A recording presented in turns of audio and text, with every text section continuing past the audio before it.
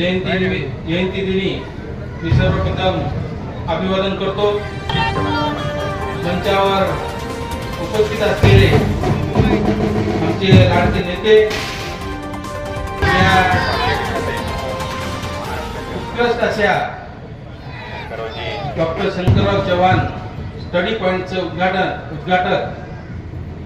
आदरणीय अशोकरावजी चव्हाण साहेब, त्यांच्या समोर उपस्थित असलेले खासदार डॉक्टर अनिल जोगळे साहेब, या भागाचे आमदार आदरणीय बालाजीराव कल्याणकर साहेब, माझे मित्र माजी आमदार अमरनाथ राजूरकर साहेब, मंचावर उपस्थित असलेले प्रवीणजी साले, वीरेंद्र सिंह गाडीवाले, अमितजी तेहरा,